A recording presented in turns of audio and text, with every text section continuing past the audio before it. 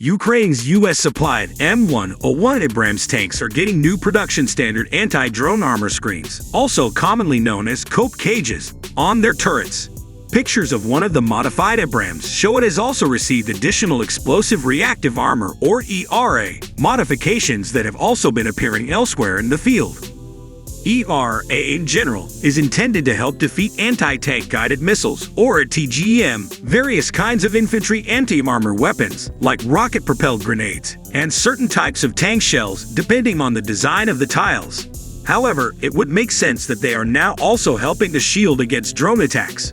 Some of the most common warheads used on FPV-type drones are PG-7 series ones originally designed to be fired from RPG-7 rocket-propelled grenade launchers.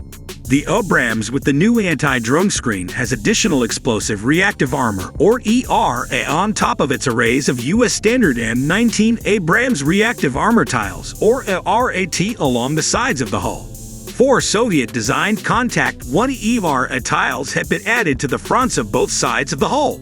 Hull arrays have been added to the top and underside of the front of the hull.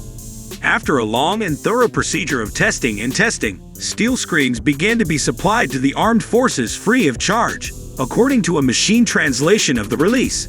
So far, more than 25 additional protection systems have been manufactured and delivered, 7 of which are for M1 Abrams tanks. From the pictures Metinvest has released of the Abrams equipped with the screen, the array is extensive, with a main screen on top of the turret and others around the front, sides, and rear. Some images show an additional screening attached to the rear of the hull.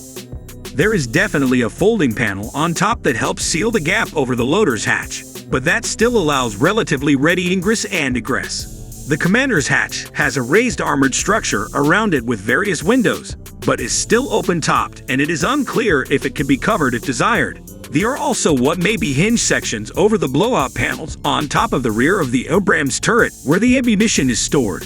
These offer a way to vent the force of an ammunition explosion, such as one caused by a hit to the tank that causes the rounds to detonate, up and away from the crew.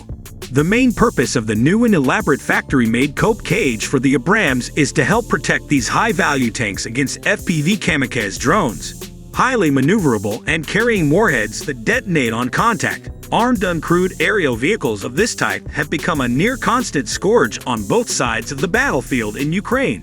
FPV types, in particular, are now talked about as being on par with artillery in terms of battlefield significance.